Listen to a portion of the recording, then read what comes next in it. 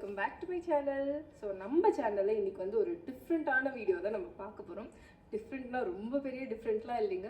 So ஒரு trip போகிறதுக்கு நான் என்னென்னலாம் பேக் பண்ணுறேன், எப்படி பண்ணுறேன் அப்படிங்கிறது தான் இந்த வீடியோவில் பார்க்க போகிறோம். ஸோ ரொம்ப நாளாக ட்ரிப் போகலாம் அப்படின்னு நாங்களும் பிளான் பண்ணிகிட்டே இருந்தோம். ஆனால் இன்னும் டிசைட் பண்ணல. பட் ஃபைனலாக இப்போ ஒரு பிளேஸ் வந்து டிசைட் பண்ணி வச்சுருக்கோம். வேறு எங்கேயும் இல்லை, கொடைக்கானல் தான் போக போகிறோம். ஸோ அதுக்கு நான் எப்படிலாம் பேக் பண்ணுறேன், என்னெல்லாம் எடுத்து வைக்கிறேன் அப்படின்றது இந்த வீடியோவில் நம்ம பார்க்கலாம். இப்போ வாங்க வீடியோக்குள்ளே போகலாம். ஸோ ஃபஸ்ட்டு ட்ரிப் போகிறதுக்கு முன்னாடி நான் ஃபாலோ பண்ணுற விஷயம் என்னன்னு பார்த்தீங்கன்னா, இந்த எக்ஸாம்க்குலாம் நம்ம நோட்ஸ் எழுதி வைப்போம் இல்லையா? ஸோ அதே மாதிரி தான் ட்ரிப் போகிறதுக்கு என்னென்ன திங்ஸ் தேவைப்படும், என்னென்ன எடுத்து வைக்கணும் அப்படிங்கிறது ஒரு நோட்ஸாக தனியாக நம்மளுக்கு தனியாக கிட்ஸுக்கு தனியாக வந்து எழுதி வச்சிட்டோம் அப்படின்னா நம்ம எந்த திங்ஸையும் வந்து லாஸ்ட் மினிட்ல மறக்க மாட்டோம். ஸோ இது வந்து ரொம்பவே யூஸ்ஃபுல்லான விஷயம். கண்டிப்பாக நோட்ஸ் இந்த மாதிரி எழுதி வச்சுக்கிறது.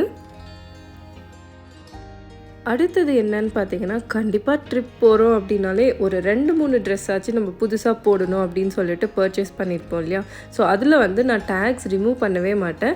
ஏன்னா வந்து லாஸ்ட் மினிட்ல கூட நம்ம வந்து எக்ஸ்சேஞ்ச் பண்ணிக்கிற ஒரு சிச்சுவேஷன் வர மாதிரி இருந்தால் நம்மளுக்கு அது யூஸ்ஃபுல்லாக இருக்கும். ஏன்னா டேக்ஸை ரிமூவ் பண்ணிட்டோம் அப்படின்னா நம்மளால் எக்ஸ்சேஞ்ச் பண்ணிக்க முடியாது.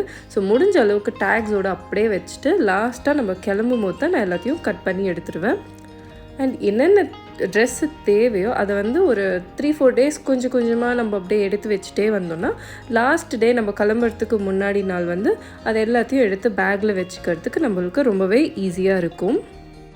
நெக்ஸ்ட்டு வந்து என்னென்னு பார்த்தீங்கன்னா, இப்போ நம்ம கோவிலுக்கு போகிறது அதெல்லாம் பிளான் பண்ணிட்டு இருந்தோம்னா கண்டிப்பாக எத்னிக் வேர்ஸ்லாம் யூஸ் பண்ணுவோம். ஸோ அதுக்கு வந்துட்டு நம்ம போடுற டாப்புக்கு மிடில் நம்ம யூஸ் பண்ணுற லெக்கின்ஸோ இல்லை ஸ்ட்ரெயிட் பேண்ட்ஸ் எது யூஸ் பண்ணுறோமோ அதை வந்து இந்த மாதிரி மிடில் வச்சுட்டு 2ஆக ஃபோல்ட் பண்ணிட்டோம்னா நம்மளுக்கு வந்து ட்ரெஸ்ஸு கலையவும் கலையாது, எடுத்து யூஸ் பண்ணுறதுக்கு ஈஸியாகவுமே இருக்கும். ஸோ நெக்ஸ்ட்டு வந்து பார்த்திங்கன்னா அது மாடர்ன் ட்ரெஸ்ஸுமே அதே மாதிரி தான். இப்போ இந்த ட்ரெஸ் கூட வந்து நம்ம எந்த ஷ்ரக் யூஸ் பண்ணுறோம் அப்படி இல்லைன்னா ஜீன் ஜாக்கெட் அந்த மாதிரி யூஸ் பண்ணுறோம் அப்படின்னா அதை 2ஆக ஃபோல்ட் பண்ணிவிட்டு அதுக்கு மிடில் நம்ம ட்ரெஸ்ஸை வச்சுட்டு பேக் பண்ணிட்டோம்னா எந்த ட்ரெஸ்ஸுமே கலையாது, நம்ம யூசேஜ்க்கு ரொம்பவே ஈஸியாக இருக்கும்.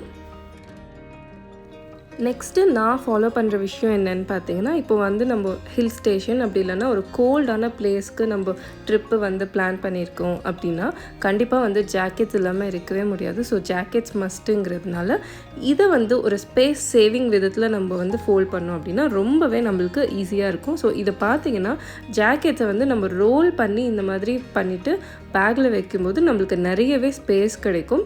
ஸோ எல்லா ஜாக்கெட்ஸ் நம்ம யூஸ் பண்ணுற எல்லா ஜாக்கெட்ஸுமே இந்த மாதிரி ஃபோல்ட் பண்ணிவிட்டு அதை வந்து லைட்டாக இந்த மாதிரி ரோல் பண்ணி விட்டுருங்க.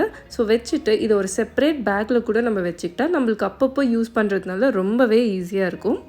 ஸோ இந்த மாதிரி எல்லாத்தையும் ரோல் பண்ணிக்கிட்டேன். கிட்ஸ் ஜாக்கெட் அதுக்கப்புறம் பெரியவங்க நம்மளது எல்லாத்தையும் வச்சுட்டு இந்த மாதிரி ஒரு சின்னதாக செப்பரேட்டாக பேக்கில் வந்து நம்ம வச்சுக்கிறோம்.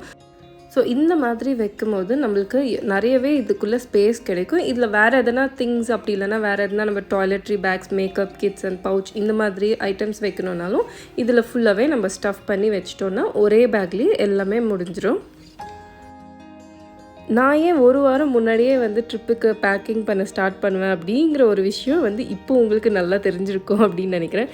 இதே மாதிரி 2 குட்டி வால் பசங்களை வச்சுட்டு எத்தனை பேர் வந்து முன்னாடியே நான் பேக்கிங்லாம் ஸ்டார்ட் பண்ணிவிடேன் அப்படின்னு சொல்லிட்டு எனக்கு கமெண்ட்ஸில் ஷேர் பண்ணுங்கள். ஸோ அடுத்தது பார்த்திங்கன்னா என்னோடய ஃபேவரட் பார்ட் என்னன்னு பார்க்குறீங்களா? மேக்கப் கிட் தான். இருக்கிறதுலே ரொம்ப கஷ்டமான விஷயம் இதை வந்து நம்ம பேக் பண்ணுறது தான். ஏன்னா ஒன்று மிஸ் பண்ணிட்டாலும் அங்கே போயிட்டு நம்ம வந்து ஃபீல் பண்ணிகிட்ருப்போம், ஐயோ இதை விட்டுட்டோமே அதை விட்டுட்டோமேன்னு. ஸோ முன்னாடியே வந்து அந்த கிட்டை வந்து நம்ம ப்ராப்பராக என்னென்ன தேவையோ இந்த மாதிரி ஒரு ஆர்கனைசரில் எல்லாத்தையும் போட்டு வச்சிடணும். ப்ளஸ் ப்ரஷஸ் தனியாக, அதுக்கப்புறம் மேக்கப் கிட் அந்த காம்பேக்ட்ஸ் அந்த ஃபவுண்டேஷன் இதெல்லாம் தனித்தனியாக நம்ம எடுத்து இந்த மாதிரி ஆர்கனைசரில் வச்சிட்டோன்னா நம்மளுக்கு ரொம்பவே ஈஸியாக இருக்கும். ஸோ இப்போ என்னென்னலாம் நான் பேக் பண்ணிட்டேன் அப்படிங்கிறத வந்து நான் அப்படியே ஸ்ட்ரைக் அவுட் பண்ணிகிட்டே வந்துட்டேன். ஸோ மீதி இருக்கிறதுலாம் வந்து நம்ம பேக் பண்ணிக்கிறதுக்கு ரொம்பவே ஈஸியாக இருக்கும். இல்லாத திங்ஸை வந்து மட்டும் நம்ம நோட் பண்ணி பேக் பண்ணிக்கலாம். அடுத்ததாக நான் பேக் பண்ண போகிறது வந்து ஸ்கின் கேர். அது வந்து ரொம்பவே முக்கியமான விஷயம். ஏன்னா மேக்கப்லாம் போட்டுட்டு அதுக்கப்புறம் நம்ம அதை ரிமூவ் பண்ணுறோம் அப்படின்னா கண்டிப்பாக ஸ்கின் கேர் வந்து நம்ம பண்ணியே ஆகணும்.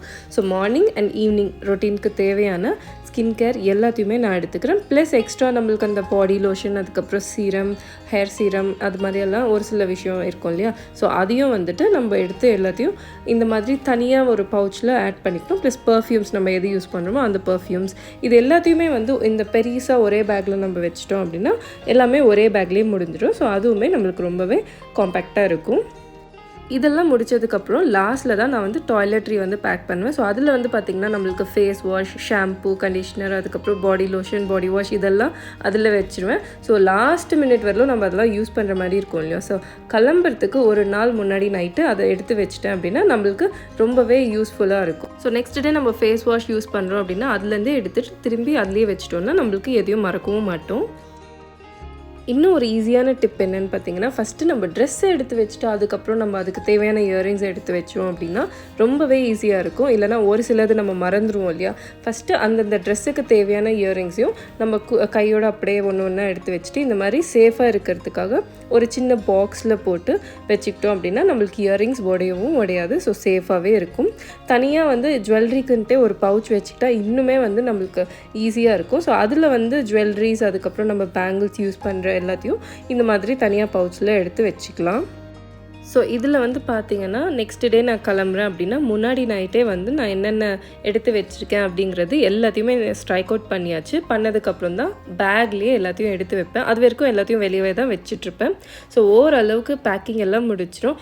இந்த மாதிரி நம்ம வந்து ஃபாலோ பண்ணும்போது நம்மளுக்கு ரொம்பவே ஈஸியாக இருக்கும். எனக்குமே ஃபஸ்ட்டு ரொம்பவே கஷ்டமாக இருந்தது. அங்கே போயிட்டு ஒரு சில ஐட்டம்ஸ்லாம் நான் மறந்துட்டு ஃபீல் பண்ணுவேன். ஸோ இந்த மாதிரி நோட்ஸ் எடுத்துகிட்டு அதுக்கப்புறம் நம்ம கிளியராக என்னென்ன ஐட்டம்ஸ் தேவையில்லை அப்படிங்கிறத எடுத்துகிட்டு பேக் பண்ணிக்கிட்டோம் அப்படின்னா நம்மளுக்கு ரொம்பவே ஈஸியாக இருக்கும். Plus 1 week. ஸோ இந்த மாதிரி சின்னதாக யூஸ்ஃபுல் விஷயங்கள் தான் நான் வந்து ஒரு ட்ரிப்புக்கு ஸ்ட்ரெஸ் ஃப்ரீயாக பேக்கிங் பண்ணுறது எப்படி அப்படிங்கிறதுக்கு ஃபாலோ பண்ணுற ஒரு சில விஷயங்கள். அடுத்தது பார்த்திங்கன்னா மெடிசன் கம்பல்சரியாக நம்ம மறக்கவே கூடாது. அதுவும் கிட்ஸ் இருக்கும்போது இது வந்து என்னோடய டிபார்ட்மெண்ட் கிடையாது. ஹஸ்பண்ட் தான் வந்து என்னென்ன மெடிசன்ஸ் தேவை அப்படிங்கிறது கரெக்டாக கிளம்புறதுக்கு கொஞ்சம் நேரம் முன்னாடி எல்லாத்தையும் எடுத்து வச்சுருவார். இந்த டிபார்ட்மெண்ட் பக்கமே நான் போக மாட்டேன். இதில் நான் கொஞ்சம் வீக்குன்னே சொல்லலாம். பட் அவர் வந்து பர்ஃபெக்டாக எல்லாத்தையும் கிட்ஸிலேருந்து எங்களுக்கு என்னென்ன மெடிசன்ஸ் தேவை எல்லாத்தையும் பேக் பண்ணி கரெக்டாக வச்சுடுவார். அதுவும் கிட்ஸ் இருக்கும்போது கம்பல்சரியாக இதுக்குன்ட்டு கொஞ்ச நேரம் நம்ம ஸ்பெண்ட் பண்ணி அந்த மெடிசன்ஸை மட்டும் கரெக்டாக எடுத்து வச்சுக்கிட்டோன்னா இன்னுமே நம்மளுக்கு வந்து ரொம்பவே ஈஸியாக இருக்கும். ஸோ இதெல்லாம் தான் ஒரு ட்ரிப்புக்கு ஈஸியாக அதே டைமில் கொஞ்சம் ஸ்ட்ரெஸ் ஃப்ரீயாக பேக் பண்ணுறதுக்கு நான் ஃபாலோ பண்ணுற விஷயங்கள். கண்டிப்பாக இந்த வீடியோ உங்களுக்கு யூஸ்ஃபுல்லாக இருந்திருக்கும் அப்படின்னு நினைக்கிறேன். ஸோ இந்த வீடியோ உங்களுக்கு பிடிச்சா லைக் பண்ணி நம்ம சேனல் சப்ஸ்கிரைப் பண்ணிக்கோங்க. அப்படியே பெல் ஐக்கன் கிளிக் பண்ணிக்கோங்க. ஸோ தட் நீங்கள் எந்த வீடியோஸும் மிஸ் பண்ணாமல் பார்க்கலாம். மறுபடியும் இன்ட்ரெஸ்டிங்கான வேறு ஒரு வீடியோவில் உங்கள் எல்லாரையும் மீட் பண்ணுறேன். Until then, bye from Nisha. Take care.